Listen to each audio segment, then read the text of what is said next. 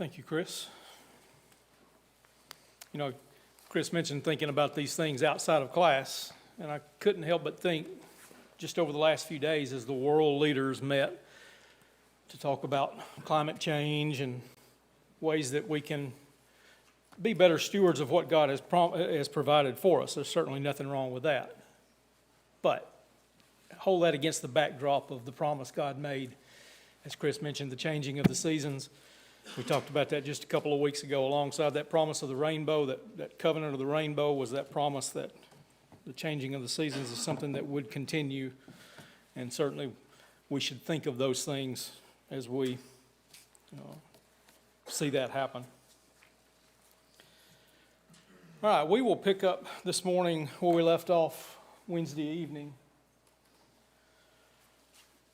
In Lesson 7, we'll finish up there and then move into Lesson 8 on the study of as we continue our look at Isaac and then on into the period covering his life here. So I had those three questions that went together. We got to the first two. We didn't get to that last one, so just as a reminder of where we were at, talking about the matter-of-fact wording of verse 3, where Abraham got up early the next morning and went about that difficult task at hand as God had asked him to sacrifice his son. And we noted all the times throughout the story that obedience has been the character of Abraham, that we've seen that over and over again. We noted all those things. We won't go back through them. Then in question 10, talking about James chapter 2 and the relation between faith and works. They go together. One cannot exist without the other. Talks about Abraham's faith was credited to him for righteousness, but he was justified through his works.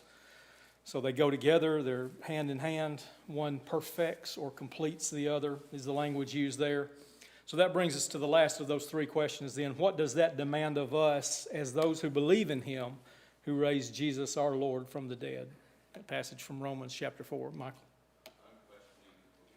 Exactly. The same kind of obedience, isn't it? I mean, it's almost a rhetorical question, isn't it? We can see that. That's obvious. So it's a working, obedient faith, that same faith that Abraham had. It doesn't differ in that. In Romans chapter 4 there in verse 16, he talks about that the promise is in accordance with grace, so that the promise will be guaranteed to all the descendants, not only those who are of the law, but also to those who are of the faith of Abraham, who is the father of us all. Talking about his unwavering faith then later in that same chapter in verse 21, where it was credited to him as righteousness. Not only for his sake was it written that it will be credited to him, but for our sake also, to whom it will be credited as those who believe in him who raised Jesus Christ from the dead. So that same faith, that same working, obedient faith that we've seen in Abraham will in the same way be credited to us as righteousness, and we will be justified therein. It demands the same faith. The Hebrew writer in Hebrews chapter 6, if you want to turn over there, pulls from this same idea.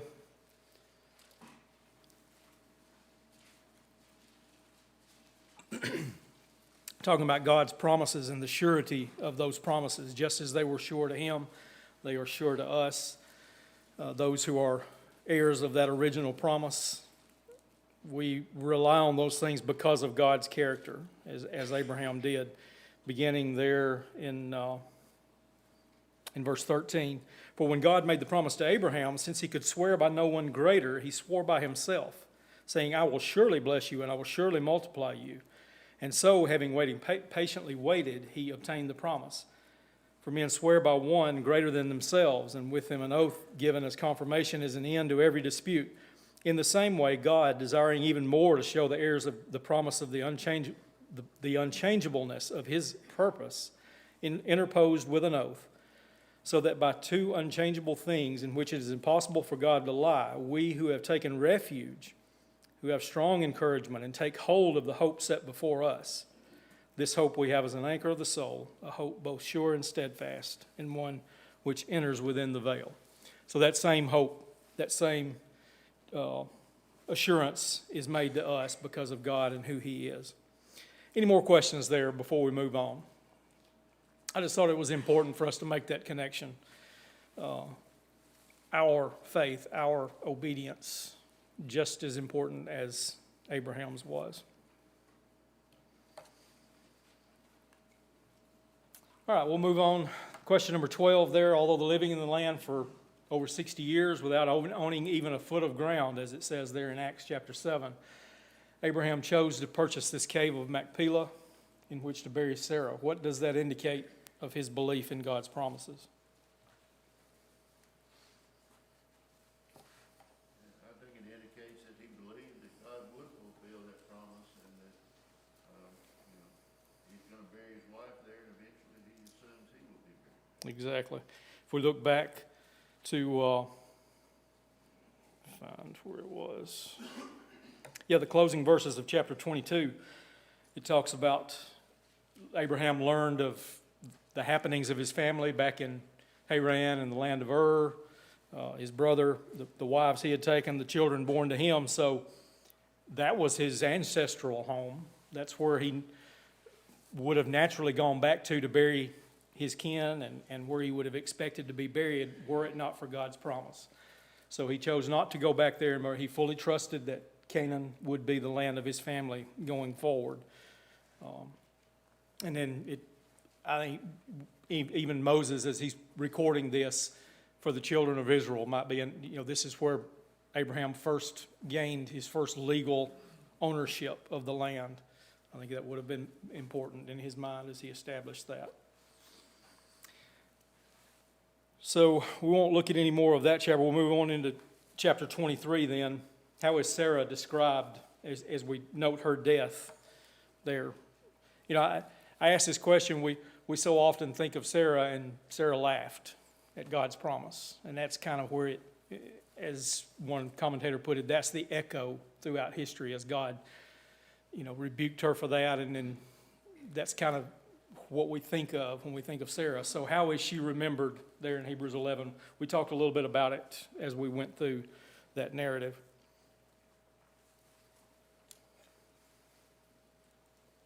She judged him faithful who they promised. So the final judgment on her was she believed as well. Yeah, exactly. Said it allowed her to conceive. I mean, God's promise had been made, but for that to come through her, she had to believe just as Abraham did. So her faith allowed her to conceive, and she trusted in God's faithfulness, trusted Him as faithful.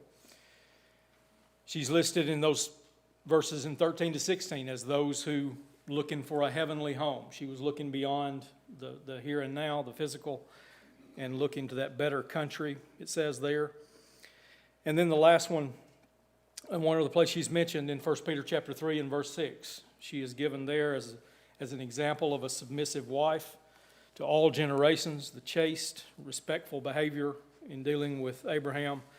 There in verses 5 and 6, it says, "For in this way, in former times, the holy women also, called holy, who hoped in God, used to adorn themselves, being submissive to their own husbands, just as Sarah obeyed Abraham, calling him Lord. And you have become her children if you do what is right without being frightened by any fear." So certainly a fitting epitaph to Sarah, this woman of faith. Any other comments there before we move on?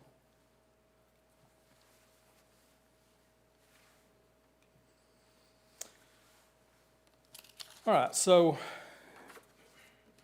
we now make the transition, beginning in chapter 24. Although Abraham is still on the scene, it starts that transition from Abraham to Isaac. The generations of Terah, if you'll remember, back in 1127 was where we last saw that generations of. So that major heading now will soon move into the generations of Isaac in chapter 25. But then this chapter kind of serves as a go-between, the transition.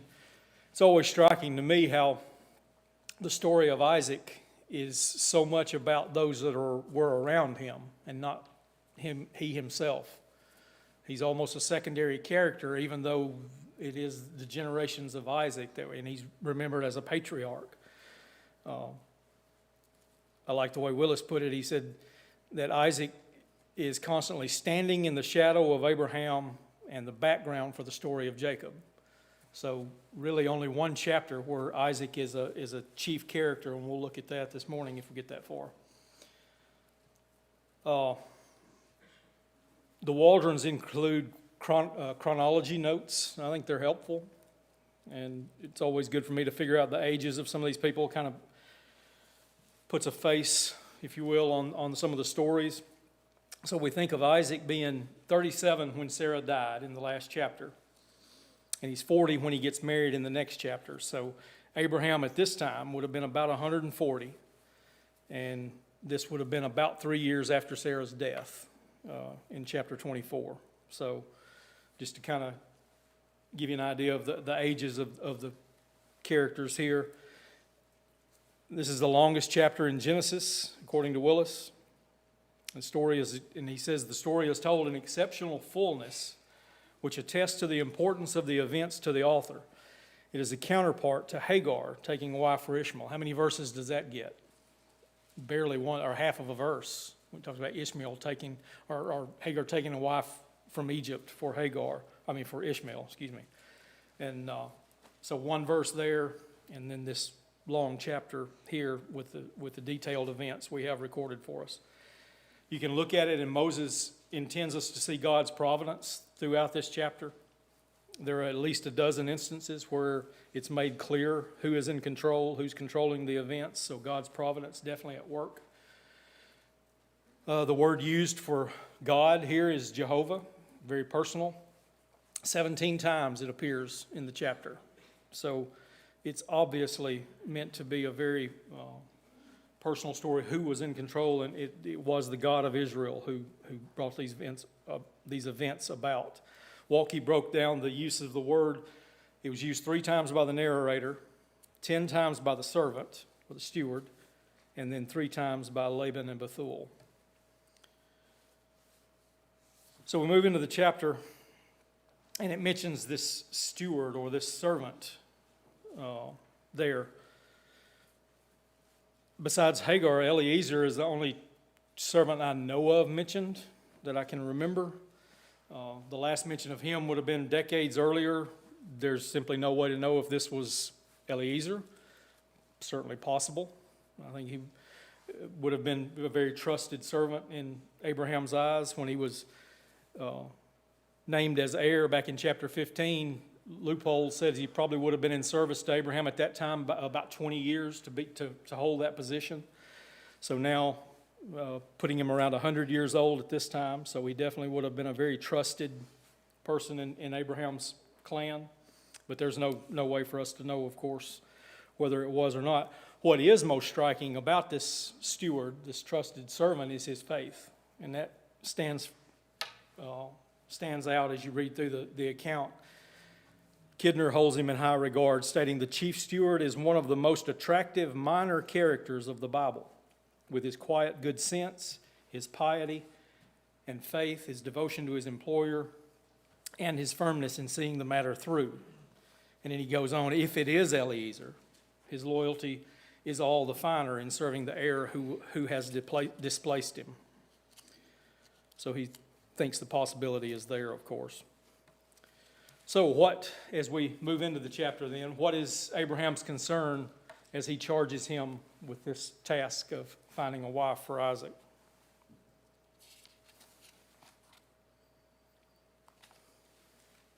Two concerns really: do not take a wife for my son from among the people of Canaan.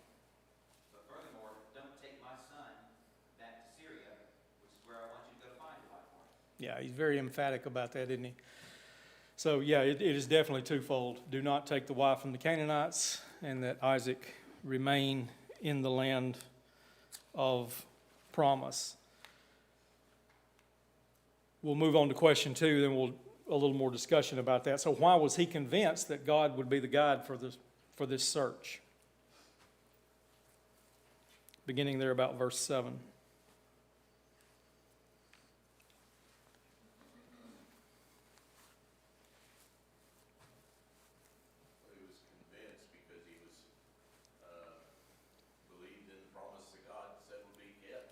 Yeah, a lot of the.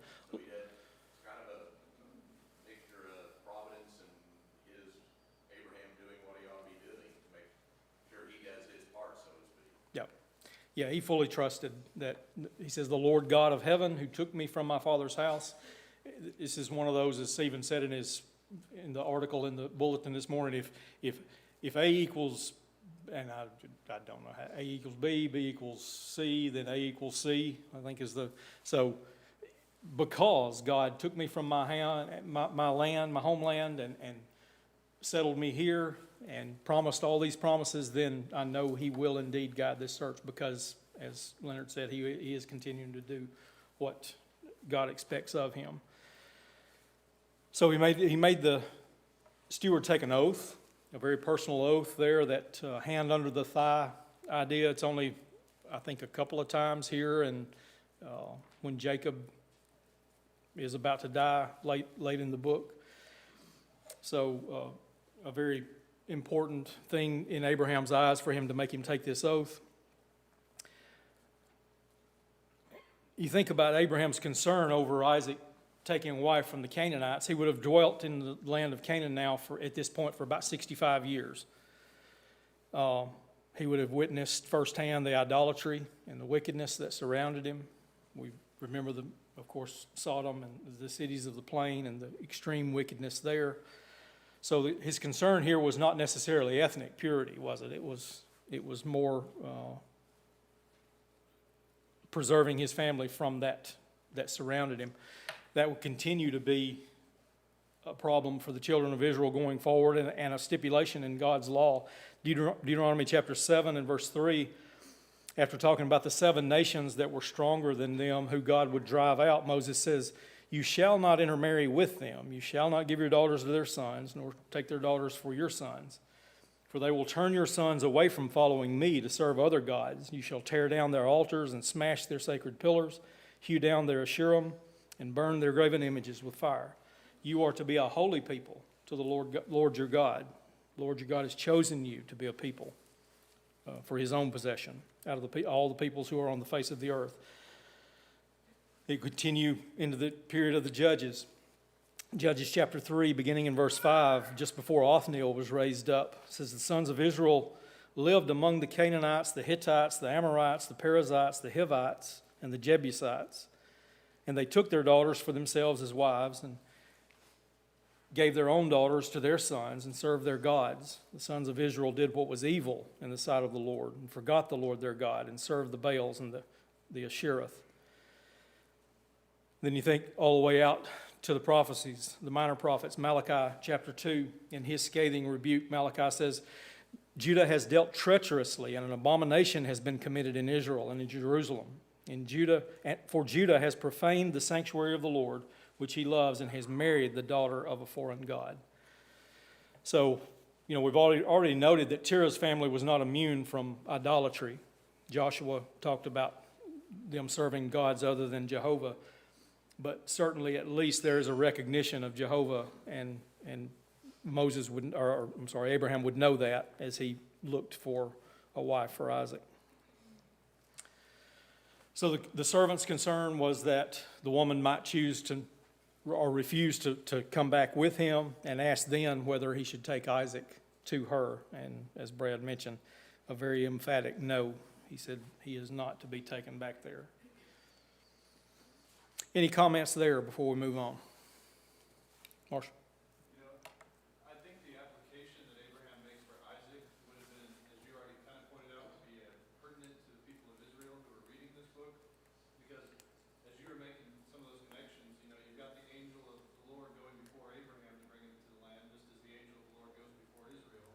You have him saying not to marry Canaanites, to remain in the land. That sounds an awful lot like what Moses is going to instruct them in Deuteronomy. And so you've got the end of the story of Isaac being that God's providence saw him all the way through, and that would be an important lesson for the people of Israel. If they see themselves in Isaac, and the same outcome is going to be for them if they do the same. Which they failed miserably to do. Exactly. Good point. Any other comments? All right, so we move on with the narrative. He arrives in Mesopotamia, and dowry in hand. It talks about the load of camels and the other good things of his master's hand, it says, as he went to the city of Nahor, back to the city of Abraham's kin. And as he approached the well there, we see this next part of the story, which is indication of his faith. How was the servant convinced that Rebekah was the one chosen? So what does he do when he first gets there?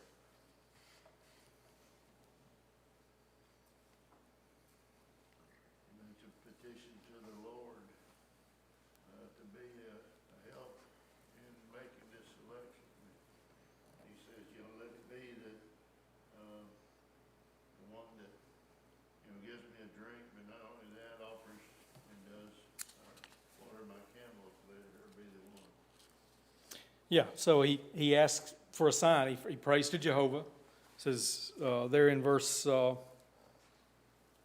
me find it, verse 12, O Lord, or O Jehovah, the God of my master Abraham, please grant me success today and show loving kindness to my master Abraham.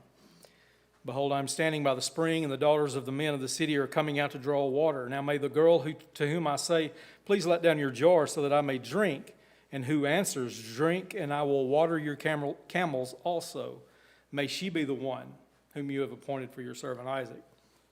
So the answer would have been undeniable. The Waldrons point out from, I think, Lawrence of Arabia, history, or the time he spent with the Arabs, he said that a camel could drink, after a day's journey, could drink 5 gallons of water at least. So 10 camels, at least we know of 10 camels, so there's 50 gallons that she would have drawn. So the point being a highly improbable coincidence. If a girl volunteers to do that, then he would have been pretty sure. So it was a good sign. It was a good sign to ask for. And then, of course, God immediately answers. It says before he finished speaking, this girl came up, and the comments were made that convinced him that it was her. So he tells her, explains to her the purpose of his visit and that God had pointed her out. She goes back, runs immediately to her family. And one thing that caught my eye, I don't know that I'd ever paid that much attention to the comment, but there in verse 30, or beginning in verse 28, then the girl ran and told her mother's household about these things. Now Rebekah had a brother whose name was Laban.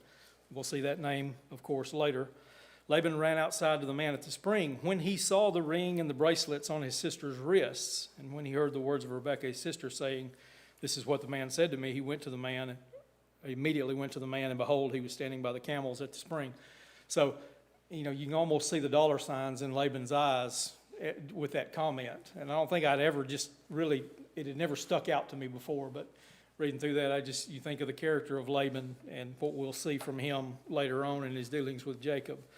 So I thought that was when you see those things that you haven't ever noticed before, it certainly sticks out.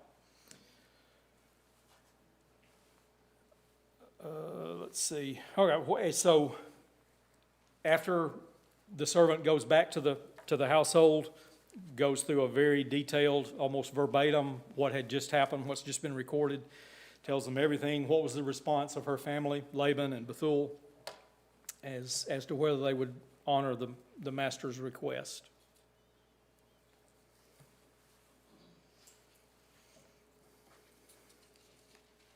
There in verse 50.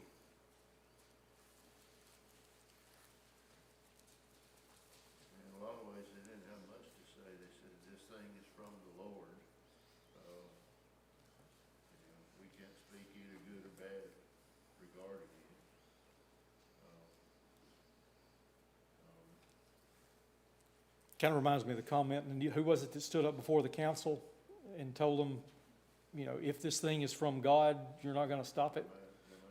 Yeah, Gamaliel. They went on to say that, Rebecca's here, take her and go. Yep, so they obviously saw God's hand after the detailed description that the steward had given. They knew that he was indeed, and it uses the term Jehovah there, so certainly they would have been aware of the God of Israel. So then in verse 52, when Abraham's servant heard their words, he bowed himself to the ground before the Lord. I think that's a very key verse. We see Abraham's influence on this man here, don't we? You think of all the times that Abraham has called on the name of the Lord or built an altar or given thanks. Back in chapter 12, verses 7 and 8, as soon as he reached the promised land, first thing he did was built an altar and worship God. Chapter 13, he goes back, when returning from Egypt, he goes back to that same altar. Again, calls on the name of the Lord. In Hebron, after he separated from Lot, when God told him, this is the land, walk to and fro, I'm going to give this all to you, he immediately built an altar and called on the name of the Lord. We see in chapter 21 at Beersheba, after the covenant with Abimelech, he built an altar and called on the name of the Lord. And then in the land of Moriah, of course, from the last lesson, after God had provided that lamb of sacrifice, he offered that burnt offering to God. So here the servant would have seen all those instances over these many years of Abraham's relationship with God and his thanks for what God was doing for him, and he immediately thanks God. Such a lesson for us in our prayers as God answers our prayers. We must not forget to give him the credit and thank him for that. The choice then is presented to Rebekah by Laban and her father, whether she would go back or not. And of course, she agrees to return. Then dropping down to verse 16, as she makes that return. Now Isaac had come down from going to Beer-lahai, for he was living in the Negev. And Isaac went out to meditate in the field toward evening, and he lifted up his eyes and looked, and behold, camels were coming. Rebekah lifted up her eyes, and when she saw Isaac, she dismounted from the camel. She said to the servant, "Who is that man walking across the field to meet us?" The servant said, "He is my master." Then she took her veil, covered herself. The servant told Isaac all the things that he had done. Then Isaac brought her into his mother Sarah's tent, and he took Rebekah, and she became his wife, and he loved her. Thus Isaac was comforted after his mother's death. So a very touching story there at the end of that chapter as Isaac and Rebekah finally meet, and it says he is comforted after his mother's death. Comments there on that chapter before we go further? Any others? To me, verse 67 says a lot about us as men, how we should treat our wives. This woman is brought to him. He doesn't choose her. We today choose our wives. And what does it say about us? He loved her. Loved her. Yeah. Yeah, exactly. Love, yes, there are other factors involved, but there is a choosing too involved in marriage, that's for sure, on both sides, and definitely a lesson for us all.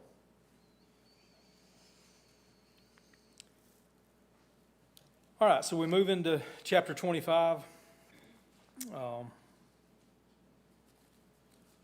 The opening verses of this seem to kind of be a closing out of the first half of this chapter, seems to be a closing out of this generations of Terah, as is tying up all the loose ends, if you will.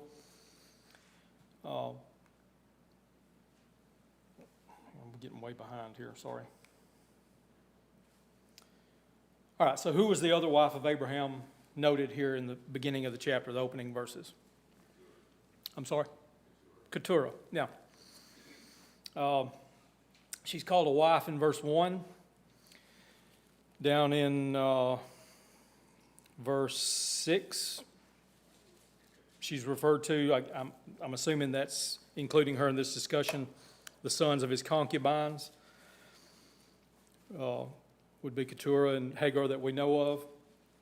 Over in, let me find it in my notes, I think it was in 1 Samuel. It might have been Chronicles. 1 Chronicles 1, verse 32. She's again noted as a concubine there. I guess I could pull my slide up and read it off of that. So she's referred to as both ways. That those words are certainly interchangeable throughout Scripture. The reason for the inclusion here in the narrative, I like what Ward said. He suggested two reasons. Of course, the first one being obvious. God's promised to Abraham back in chapter 17 that he would be the father of many nations, not just one, but many nations. And the second one, their relation, and this might be one of those things pertinent to Moses and his recording of this for the children of Israel, the relation to a faithful person does not ensure blessing. Just because you are of the genealogy of Abraham does not mean that you will necessarily partake in those blessings that were promised. A very stern warning to this original audience. So the question then now is, when did Abraham take Keturah? Any number of different ideas and speculations out there. Brad and I had a long discussion the other night about it. We have simply no way of knowing. Many commentators fall on the side of she was taken much earlier, when Sarah was still alive. Many fall on the other side. The word concubine and wife, Bilhah, is referred to as both in two different instances during the life of Jacob. One commentator talks about the grammatical here. Now Abraham took another wife. That Hebrew grammatical there is usually used in succession, so moving from the chapter before to this one, meaning that it is chronologically correct. I have no way of knowing. Any comment, any thoughts on it? I don't think I have anything to add to that, but to some of the points that you've been bringing up and Marshall about how, look at the lessons that are highlighted as we go along here in the book of Genesis. Some of us were talking the other day about how we have pretty solid evidence that Moses is the one who wrote Exodus through Deuteronomy. The case is a little bit hard to make. I think we can make it, but it's not as direct to say that Moses is the author of Genesis. But I would think that one thing that could lead us to a pretty solid conclusion that Moses is writing Genesis is these lessons that we keep stumbling upon, if you will, as we go through the narrative. They're brought out with too much emphasis for it to be a coincidence. Agreed. Yeah, those are some of those lessons that you can't get by a superficial study, a surface study. You got to think a little deeper. And I think it's worthy of our noting those things as we go along. All right, so the main thrust of Keturah and her mention is her sons. Which one will play the most important role going forward in Israel's history, and what would be the nature of that relationship?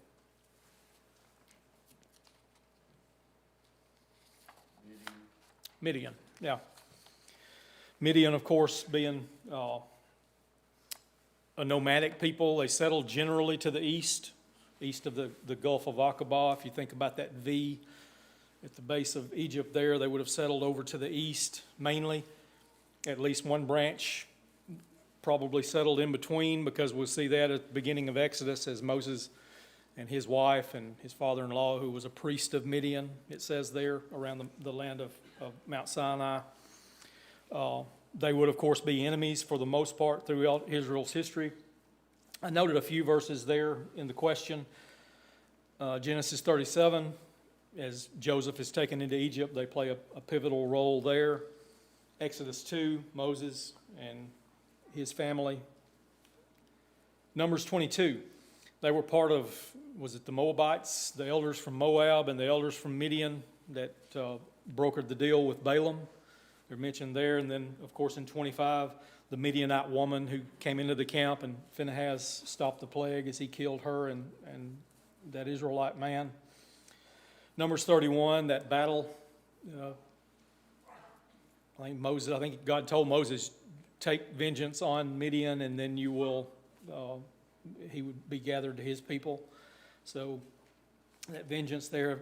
Judges 6, Gideon, just before Gideon is raised up, the oppression is mentioned there of Midian on Israel. So they would indeed play a very pivotal role throughout Israel's history. All right, we will stop there. Any comments before we go, or before we end the class this morning? We'll begin Wednesday evening with Abraham's death there in question 7 and finish this one up and move on into the next lesson. We are pretty much on time, within a half lesson or so of what I had scheduled for the quarter, so We're doing okay. Don't hesitate to make a comment if you got a comment. I'll make the time up somewhere later. The comments are too good. I really appreciate them. It adds to the class.